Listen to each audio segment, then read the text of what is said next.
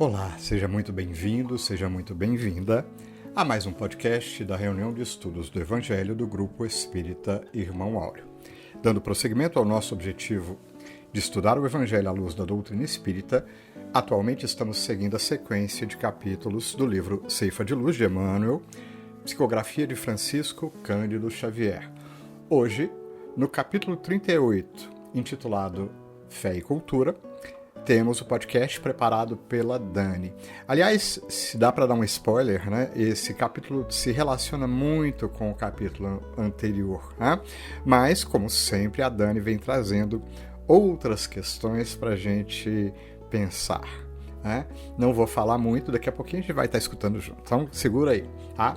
Os nossos recadinhos de sempre. Primeiro é que a Dani vai estar na live, né, que vai ao ar no nosso canal do YouTube no mesmo dia do lançamento do podcast, às 17h50. Então se prepara aí para você estar lá conosco, é um momento bastante legal, porque aqui o tempo é curto e lá a gente tem um tempo adicional para discutir, para fazer perguntas, para comentar, para aprofundar. Se bem que passa voando, né? É um momento muito gostoso, tá?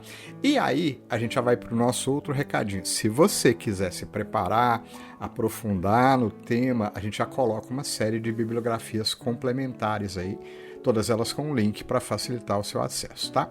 Convites feitos, vamos estudar e aprofundar e vamos estar presente na live. Se não puder, fica gravado, você pode assistir depois, pode compartilhar o link, enfim. E o nosso último comentário, a gente sempre fala isso. Fique até o final, porque temos o nosso momento de oração. Você é o nosso convidado especial para orar conosco e a gente sempre começa com uma poesia. Óbvio, eu tento sempre buscar uma poesia de Maria Dolores que tem a ver com o tema. Hoje a gente vai escutar logo no comecinho uma outra poesia belíssima dela. E você está convidado a orar conosco aí. Por fim, o nosso convite de sempre, que vai com todo o nosso afeto. Vamos ouvir?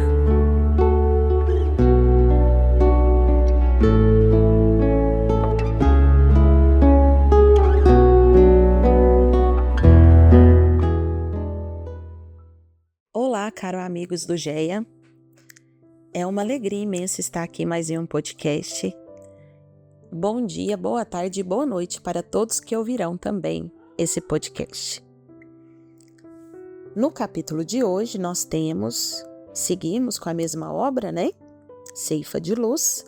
E nós temos aqui o capítulo 38, intitulado Fé e Cultura, no qual traz uma passagem de Paulo, que é a seguinte: acolhei o que é débil na fé, não porém, para discutir opiniões. Essa passagem, né, é de Paulo, carta aos Romanos, e nesse capítulo, Emmanuel vai discutir um pouquinho com a gente sobre o processo de fé e cultura, mas acho que nós poderíamos traduzir a palavra cultura aqui, nesse contexto, para razão. Nesse capítulo, né, que vem logo após um capítulo intitulado Supercultura e Calamidades Morais, ele fala um pouquinho, pessoal, sobre a questão da ciência e da religião, da fé e da razão. Antes que iniciemos a leitura do capítulo e que possamos discutir um pouquinho mais sobre o que está escrito, convido vocês para discutirmos sobre um outro autor que é muito importante, que é Santo Agostinho. Santo Agostinho, ele também colaborou na área da filosofia e ele considerava que a fé e a razão seriam dois caminhos complementares. E esses caminhos complementares eles serviam para que nós pudéssemos alcançar a verdade. Só que ele acreditava que a fé era o ponto de partida e a razão era um instrumento para compreender a fé. Então ele via a razão como se fosse fundamental para entender a fé. Mas ele também defendia que a fé era essencial para guiar a razão, para quê, né? Na busca das verdades divinas. Então, para Santo Agostinho, a fé não era cega, mas sim era um caminho para a compreensão. Só que Santo Agostinho acreditava o seguinte, que somente a fé cristã que revelava verdades que a razão, por si só, não conseguia alcançar. Além de Santo Agostinho, nós também temos um outro filósofo, né, dessa época não, que veio bem depois, que é São Tomás de Aquino. Ele vem bem depois de Santo Agostinho, que também retrata um pouquinho para nós sobre a questão da fé e razão. Vamos ver o que São Tomás falava? Bom, São Tomás vem bem depois, né, alguns anos após aí, Santo Agostinho, e ele também fala que a fé e a razão não podem ser vistas como opostas, que elas também são complementares. Só que a razão, ela deve ser usada para entender e aprofundar as verdades reveladas pela fé. Então, a razão, ela se apresentava de forma limitada. Por que que era limitada? Porque somente a fé poderia, né, nos trazer a revelação das verdades sobrenaturais. Então, para ele, a fé era baseada na revelação divina. Era necessário, então, para compreender verdades que transcendiam a nossa razão humana, né? Que era chamado dos mistérios da fé. Por exemplo, dentro desses mistérios, né, se encontrava a existência de Deus, a compreensão da Trindade e a encarnação de Cristo. Então, se a gente pudesse assim, resumir, São Tomás de Aquino via a fé e a razão como dois caminhos que também se cruzam, mas elas conseguem se complementar na nossa busca da verdade. A fé orienta a razão e a razão vai nos auxiliar na compreensão da fé. Interessante, né, meus amigos? Então, bem atrás, né, aí bem há muitos anos atrás, já era discutida essas questões entre a fé e a razão, diferente de uma época na qual era trazido para nós, né, que a fé se sobrepõe à razão. Lá no capítulo de hoje, lá no capítulo 38, né, é falado assim, ó: indubitavelmente, nem sempre a fé acompanha a expansão da cultura, tanto quanto nem sempre a cultura consegue altear-se ao nível da fé. Um cérebro vigoroso pode elevar-se a prodígios de cálculo ou destacar-se nos mais estreados campos da emoção. Portas adentro dos valores artísticos, sem entender bagatela de resistência moral diante da tentação ou do sofrimento. De modo semelhante, um coração fervoso é suscetível das mais nobres demonstrações de heroísmo perante a dor ou da mais alta reação contra o mal, patenteando manifesta incapacidade para aceitar os imperativos da perquirição ou dos requisitos do progresso. A ciência investiga, a religião crê. Se não é justo que a ciência imponha diretrizes à religião, incompatíveis com as suas necessidades do sentimento, também não é razoável que a religião obrigue a ciência à adoção de normas inconciliáveis com as suas exigências do raciocínio. Equilíbrio ser-nos-á o clima de entendimento em todos os assuntos que se relacionem à fé e à cultura, ou estaremos sempre ameaçados pelo deserto da descrença ou pelo charco do fanatismo. Auxiliemo-nos mutuamente. Na sementeira da fé, aprendamos a ouvir com serenidade para falar com acerto. Diz o apóstolo Paulo: acolhei o que é débil na fé, não, porém, para discutir opiniões. É que para chegar à cultura, filha do trabalho e da verdade, o homem é naturalmente compelido a indagar, examinar, experimentar e teorizar. Mas para atingir a fé viva, filha da compreensão e do amor, é forçoso servir. E servir é fazer luz. Então, essa é a nossa leitura de hoje. E aí a gente pode ficar pensando o seguinte, o que Paulo queria dizer com essa frase, né? Acolhei o que é débil na fé, não, porém, para discutir opiniões, né? O que a gente podia tirar dessa frase aí de Paulo, né?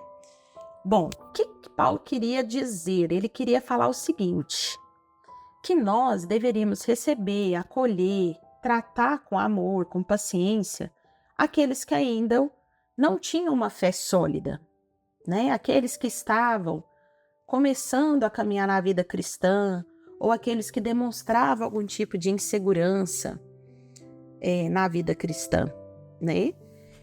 E ele também fala, não, porém, para discutir opiniões. Paulo, né, alertava que o acolhimento não deve ser para entrar em debate, em disputa, sobre questões que são não tão importantes. Por exemplo, que algumas religiões podem trazer regras alimentares, dias sagrados, cultos, costumes, né? Que eram muito comuns nas igrejas primitivas. Ele vem nos dizer, o foco não é discutir opiniões, o foco é o amor, o foco é a edificação mútua. Não é provar quem está mais certo ou menos certo. Então, nesse contexto, Paulo está tratando de um problema real da época, né? E eu acho também que continua na nossa época também, né? Que era as pessoas que ainda seguiam restrições alimentares, que guardavam os dias especiais, enquanto outros que estavam convertidos, eles já se sentiam mais livres dessa prática. Então, na época lá onde que se instalou então o cristianismo, tiveram alguns judeus convertidos que ainda seguiam essas restrições, né? Mas os gentios convertidos, eles já tinham então uma liberdade maior quanto a essas práticas. E isso, com certeza, né, gerava discussões e divisões, da mesma forma que ainda gera divisões e também discussões quando a gente encontra com uma pessoa de uma fé diferente da nossa. Infelizmente, nós olhamos mais para as características da fé do outro do que pensar no que une todas elas, que seria aqui então o amor e o entendimento de Deus, né? Então Paulo orienta depois nas outras lições mais à frente desse capítulo que é trazido aí pelo Emmanuel, né? Que o forte na fé deve suportar o fraco. O fraco não deve julgar o forte. E o amor é o mais importante que em vencer uma discussão. Se a gente for olhar lá no Evangelho, né? O que o Evangelho traz para nós sobre a fé? No Evangelho segundo o Espiritismo, nós temos um capítulo só para isso. Nós temos o capítulo 19, que é intitulado A Fé Transporta Montanhas. E lá na Fé Transporta Montanhas, tem um subtítulo, né, que é chamado A Fé Religiosa e Condição da Fé Inabalável. Nessa parte, lá no Evangelho, nós vamos receber aqui uma mensagem falando o seguinte: em certas pessoas, a fé parece de algum modo inata. Uma centelha basta para desenvolvê-la. Essa facilidade de assimilar as verdades espirituais é sinal evidente de anterior progresso. Em outras pessoas, ao contrário, elas dificilmente penetram, sinal não menos evidente de naturezas retardatárias. As primeiras já creram e compreenderam. Trazem, ao renascerem, a intuição do que souberam. Então, com a educação feita, as segundas tudo têm de aprender, estão com a educação por fazer. Ela, entretanto, se fará, e se não ficar concluída nessa existência, ficará em outra.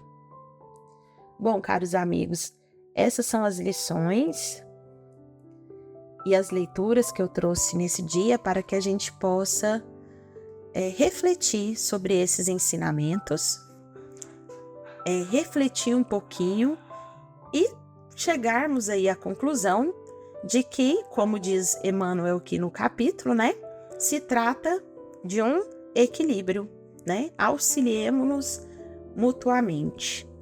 Então vamos terminar com uma frase aqui de Emmanuel. Na sementeira da fé, aprendamos a ouvir com serenidade para falar com acerto.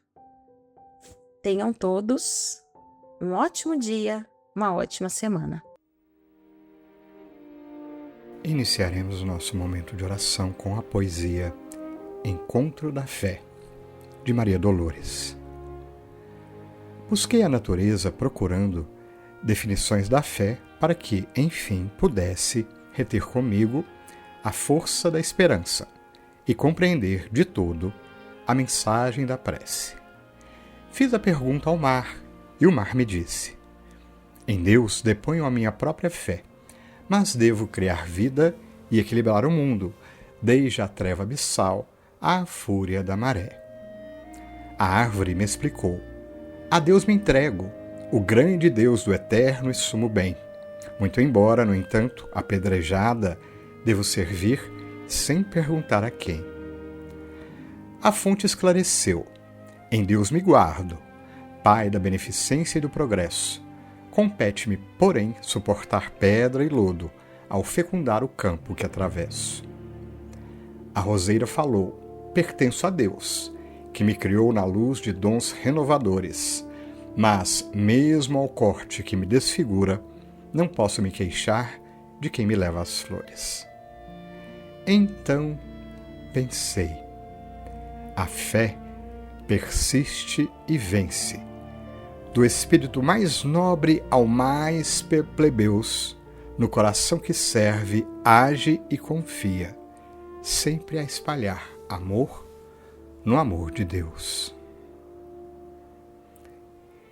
E nestes momentos de prece, Mestre e amigo Jesus, sobre as luzes e bênçãos do Teu Evangelho, nos sentimos verdadeiramente envolvidos no amor deste Pai de amor infinito.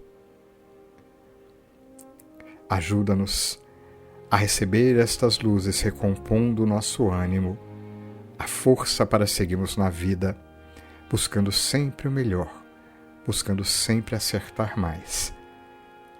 E reconhecendo a nossa pequenez, nossas dificuldades e desacertos, contamos sempre, Mestre e amigo Jesus, com o Teu amor, com o Teu ensinamento, sem o qual muitas vezes fraquejaremos diante das dificuldades da vida, das dificuldades em nosso próprio coração.